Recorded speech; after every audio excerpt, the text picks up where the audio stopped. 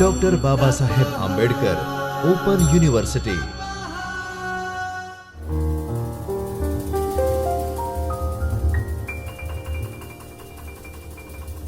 નમસ્તે વિદ્યાર્થી મિત્રો, ડૉક્ટર બાબા સાહેબ આંબેડકર ઓપન યુનિવર્સિટીના ચૈતન્ય સ્ટુડિયોમાંથી હું આસિસ્ટન્ટ પ્રોફેસર માનસી ખટીક આપ સૌ વિદ્યાર્થી મિત્રોનું હાર્દિક સ્વાગત કરું છું. વિદ્યાર્થી મિત્રો, આજે આપણે third year accounting and finance 3 જેનો સબ્જેક્ટ કોડ છે BCACFN 308, જેમાં બ્લોક 3 યુનિટ 10 નાણાં બજાર પરિચય. હવે વિદ્યાર્થી મિત્રો, આપણે અગાઉના લેક્ચરમાં બ્લોક 3 યુનિટ 10 નાણાં બજાર પરિચયની ચર્ચા કરી હતી. એના અમુક પોઈન્ટની આપણે ચર્ચા કરી હતી. એમાં આપણે કયા કયા પોઈન્ટની ચર્ચા કરી હતી તે આપણે જોઈએ કે સૌપ્રથમ આપણે પ્રસ્તાવનાની ચર્ચા કરી હતી આગળના લેક્ચરમાં. અર્થ કે નાણાં બજારનો અર્થ શું છે, તેના કાર્યો શું છે, લક્ષણો શું છે, અને ત્યારબાદ આદર્શ નાણાં બજારના લક્ષણો શું હોય છે અને તેની મહત્ત્વ શું હોય છે તે આપણે તેની ચર્ચા કરી હતી આગળના લેક્ચરમાં. હવે વિદ્યાર્થી મિત્રો, આપણે આજના લેક્ચરમાં નાણાં બજારની ભૂમિકા અને માળખું, નાણાં બજારના સાધનો અને ઘટકો અને નાણાં બજારના સુધારાઓ, તો આ 3 ટોપિકની ચર્ચા આજે આપણે કરીશું. તો સૌપ્રથમ આપણે ખાલી નાણાં બજારનો અર્થ જોઈ લઈએ કે નાણાં બજારનો અર્થ આપણે લાસ્ટ લેક્ચરમાં શું જોયો હતો કે નાણાં બજાર કોઈ એક જ સાધનોની શું છે મધ્યસ્થીઓ દ્વારા નાણાંની લેવડ દેવડ કરતું નથી. તેમાં શું હોય છે કે આ બજાર દ્વારા એક દિવસથી એક વર્ષ સુધીના ટૂંકા ગાળાની નાણાકીય જરૂરિયાતો પૂરી પાડવામાં આવે છે. એટલે કે જે પણ ધંધાદારો છે તેમને એક વર્ષની જે પણ શું છે પૈસાની જરૂર ઊભી થતી હોય, નાણાંની જરૂર ઊભી થતી હોય, તો એ નાણાંની જરૂરિયાતને પૂરી કરવા માટે તે એક દિવસથી એક વર્ષ સુધીના ટૂંકા ગાળાની નાણાકીય જરૂરિયાતોને પૂરી કરી શકે છે. તો કોના દ્વારા, કયા એવા સાધનો દ્વારા તે નાણાકીય જરૂરિયાતો પૂરી કરી શકે છે? તો જે પણ ટ્રેઝરી બિલ હોય છે, વિનિમય પત્રો હોય છે, કોમર્શિયલ પેપર્સ હોય છે, સર્ટિફિકેટ ઓફ ડિપોઝિટ્સ હોય છે, તો એ બધા શું છે એ નાણાં બજારના સાધનો છે. તો આ નાણાં બજારના સાધનો એ કઈ વ્યક્તિઓ કરે છે? તો એ બે આપણે જોયું હતું કે જે વ્યક્તિઓ, પેઢીઓ, સરાફો, બેન્કો, સરકાર ને અન્ય નાણાકીય સંસ્થાઓ પણ આ નાણાં બજારનો ઉપયોગ કરતી હોય છે. તો વિદ્યાર્થી મિત્રો, આપણે લાસ્ટ લેક્ચરમાં નાણાં બજારનો અર્થ પણ શીખી ગયા હતા, તેના કાર્યોની ચર્ચા કરી હતી. તો આપણે આગે સ્કીપ કરીએ અને હવે આપણે નાણાં બજારની ભૂમિકા અને માળખુંથી શરૂઆત કરીએ. તો સૌપ્રથમ ભારતીય નાણાં બજાર. હવે ભારતીય જે નાણાં બજાર છે તે 2 ભાગમાં વિભાજિત છે. 2 ભાગમાં વિભાજિત કેવી રીતે? તો સંગઠિત વિભાગ અને અસંગઠિત વિભાગ. હવે સંગઠિત વિભાગમાં કયા વિભાગોની સમાવેશ થાય અને અસંગઠિત વિભાગમાં કયા વિભાગોનો સમાવેશ થાય, તો તેની આપણે વિગતવાર ચર્ચા કરીએ. તો સંગઠિત જે પણ વિભાગ છે જેમાં હવે એમાં કેટલા પાર્ટ પડે છે? 4 પાર્ટ પડે છે. જાહેર ક્ષેત્રોની બેન્કો, ખાનગી ક્ષેત્રોની બેન્કો, સહકારી બેન્કો અને વિકાસશીલ બેન્કિંગ સંસ્થાઓ. તો આવી રીતે આ 4 સંગઠિત વિભાગમાં બેન્કોનો સમાવેશ થાય છે.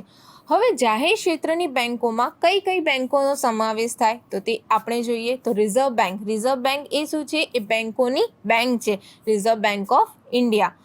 પણ ત્યારબાદ જોઈએ તો સ્ટેટ બેન્ક અને તેની બધી એસોસિએટ બેન્કો, પછી 1901માં રાષ્ટ્રીય બેન્કો અને ત્યારબાદ છે પ્રાદેશિક ગ્રામીણ બેન્કો. હવે ખાનગી ક્ષેત્રોમાં કઈ બેન્કોનો સમાવેશ થાય, તો શેડ્યુલ બેન્કો અને નોન શેડ્યુલ બેન્કનો સમાવેશ થાય. ભારતની શેડ્યુલ બેન્કો, અને જેમાં શેડ્યુલ બેન્ક એટલે ભારતની જે પણ શેડ્યુલ બેન્કો હોય છે, અને વિદેશી વિનિમય બેન્કો.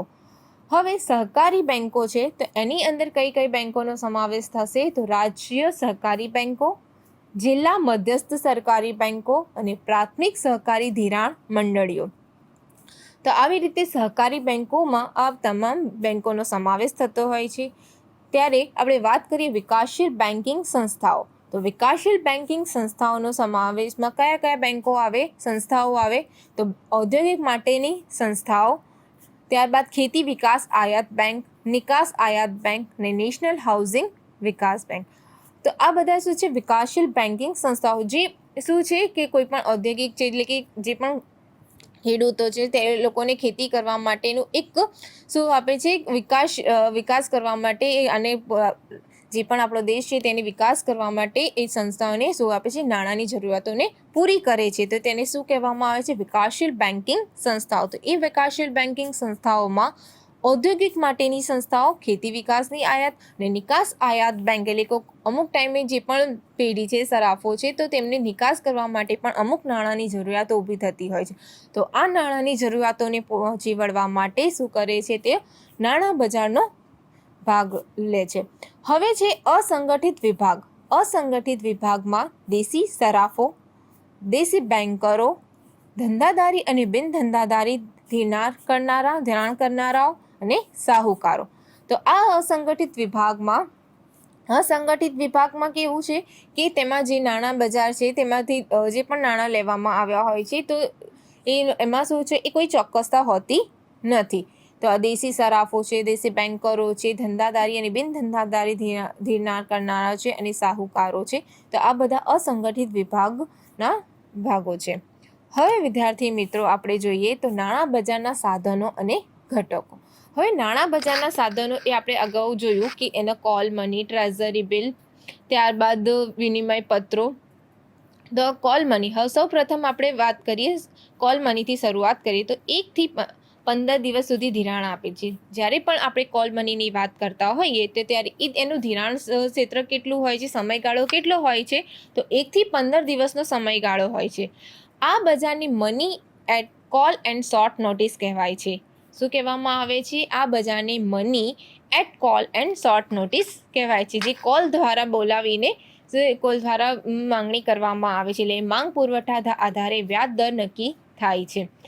એમાં એના શું છે કરીને LIC, OTI, IDBI, નાબાર્ડ ધિરાણ કરી શકે, મેળવી ના શકે. એટલે કે એ ધિરાણ કરી શકે છે પણ મેળવી શકતા નથી. એમાં મુંબઈ, દિલ્હી, કલકત્તા, ચેન્નઈમાં આ બજારનો વધુ વિકાસ થયેલો છે. હવે શું છે, કોલ મની ક્યાં વધારે જોવા મળે છે, તો મુંબઈ, દિલ્હી, કલકત્તા, ચેન્નઈમાં આ બજારનો વધુ વિકાસ થયેલો છે.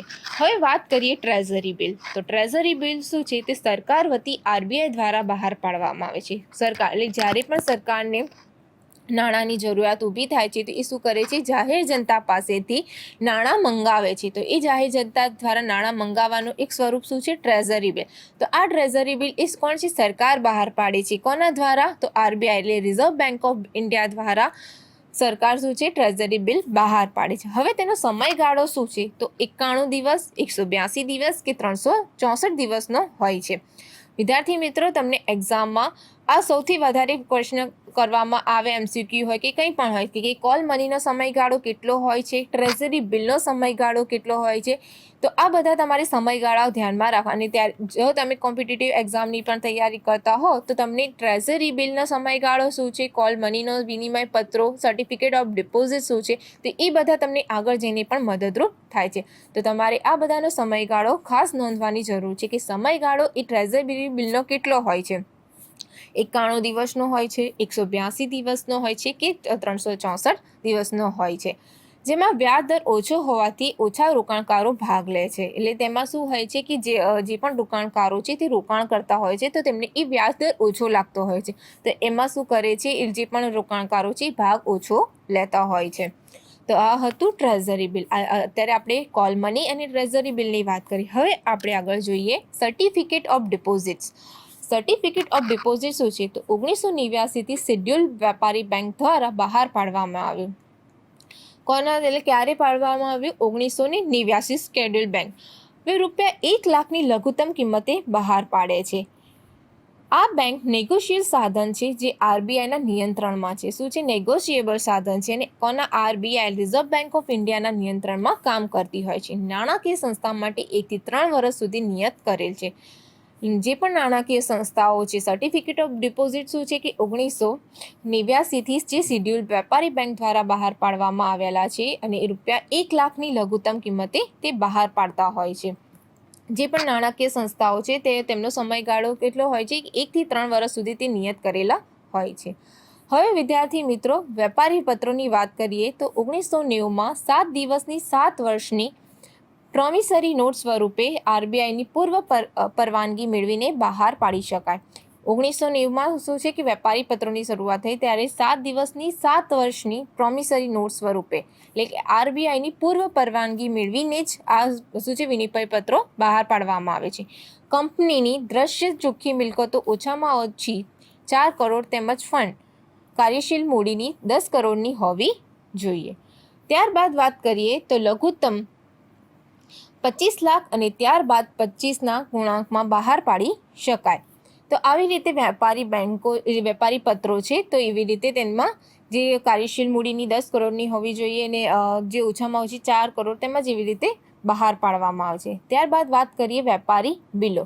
હવે વેપારી બિલ એટલે આ બિલ એટલે એક ચોક્કસ વ્યક્તિને ચોક્કસ સમયે ચોક્કસ સમયગાળામાં આ સૂચિ દર્શાવતો એક દસ્તાવેજ છે. એટલે કે આ બિલ વેપારી બિલો શું કહેવામાં આવે છે કે ચોક્કસ વ્યક્તિને ચોક્કસ સમયે ચોક્કસ જગ્યાએ એવી રીતે પૂરો પાડતો એક દસ્તાવેજ છે. તો આ વેપારી બિલની વાત થઈ. હવે આપણે વાત કરીએ ઇન્ટરબેંક પાર્ટિસિપેશન સર્ટિફિકેટ. તો આ સર્ટિફિકેટ ખરીદનાર અને વેચનાર બંને વેપારી બેંકો હોય છે. આ સર્ટિફિકેટ જે પણ છે તે ખરીદનાર અને વેચનાર બંને શું હોય છે? કોણ હોય છે? એક વેપારી બેંકો હોય છે. જ્યારે કોઈ બેંકે મોટું ધિરાણ આપ્યું હોય ત્યારે તેને નાણાંની જરૂર હોય તો તે આ સર્ટિફિકેટ બહાર પાડીને નાણાં મેળવી શકે છે. શું કહેવા માંગે છે અહીંયા કે જ્યારે કોઈ બેંકે મોટું ધિરાણ આપ્યું હોય અને ત્યારે તેને નાણાંની જરૂર હોય તો તે આ સર્ટિફિકેટ બહાર પાડીને પણ નાણાં મેળવી શકે છે. તો તેનો સમયગાળો કેટલો હશે? તો 30 થી 180 દિવસની સમય મર્યાદામાં આ સર્ટિફિકેટની હોય છે. ત્યારબાદ વાત કરીએ પુનઃ ખરીદી કરારો. પુનઃ ખરીદી કરારો તો આ કરારોની મુદત 1 થી 14 દિવસ હોય છે. આ જે પણ કરારો છે તેની મુદત કેટલી હોય છે? 1 થી 14 દિવસની હોય છે, જેના દ્વારા બેંકો અંદરોઅંદર નાણાંની લેવડ દેવડ કરી શકે છે. હવે જે પણ બેંકો છે તે અંદર નાણાંની લેવડ દેવડ કેટલા 1 થી 14 દિવસની અંદર કરે છે અને આરબીઆઈ તે રેપો અને રિવર્સ રેપોની મદદથી ખરીદી અને વેચાણ કરીને તેનું સંતુલન પુનઃ ખરીદી કરારો દ્વારા જાળવે છે. તો આ બધા શું છે? પુનઃ ખરીદી કરારો. ત્યારબાદ વાત કરીએ મની માર્કેટ મ્યુચ્યુઅલ ફંડ. હવે મની માર્કેટ મ્યુચ્યુઅલ ફંડ તે શું છે? તો 1991માં આ સાધન વ્યક્તિગત બચતને શું છે જે પણ રોજબરોજની પણ શું છે સાધન વ્યક્તિગત એટલે કે બચતને નાણાં બજારના આ ઉપયોગમાં લેવા માટે બહાર પાડવામાં આવ્યું. કે 1991માં આ સાધન વ્યક્તિગત બચતને નાણાં બજારમાં ઉપયોગમાં લેવા માટે બહાર પાડવામાં આવ્યું, જેથી બચતો ગતિશીલ બને ને રોકાણની તક મળે અને તરલતામાં વધારો થાય. તો મની માર્કેટ મ્યુચ્યુઅલ ફંડમાં પણ એક અગત્યનો ભાગ છે.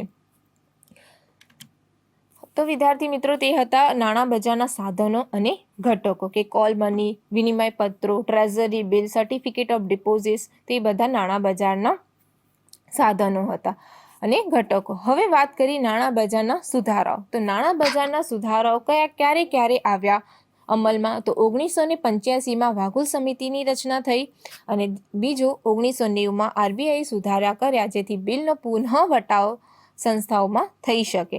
તો આ બે સમિતિની રચના 1985માં વાઘુલ સમિતિની રચના કરવામાં આવી, જેમાં નાણાં બજારના અમુક સુધારાઓ કરવામાં આવ્યા અને 1990માં આરબીઆઈ સુધારા કર્યા જેથી બિલનો પુનઃ વટાવ સંસ્થાઓમાં થઈ શકે. તો વિદ્યાર્થી મિત્રો આ આખો નાણાં બજારનો પરિચય થયો, જે આપણો આજનો ચેપ્ટર છે નાણાં બજારનો પરિચય. તો નાણાં બજારનો અર્થ જોયું, તેના કાર્યો આપણે અગાઉના લેક્ચરમાં જોયું, તેના મહત્વ, આદર્શ નાણાં બજારના લક્ષણો જોયા અને આજે આપણે નાણાં બજારની જે પણ ભૂમિકા છે અને માળખું છે તેની ચર્ચાઓ કરી. ત્યારબાદ આપણે તેના સાધનોની વિગતવાર ચર્ચા કરવામાં આવી અને આ નાણાં બજારના જે પણ સુધારાઓ થયા છે તેની ચર્ચા કરવામાં આવી. તો વિદ્યાર્થી મિત્રો આજનો આપણો ટોપિક અને આપણો ચેપ્ટર અહીંયા પૂરો થાય છે. હવે નેક્સ્ટ લેક્ચરમાં આપણે નવા ચેપ્ટર સાથે મળીશું. Thank you. સ્વાધ્યાયઃ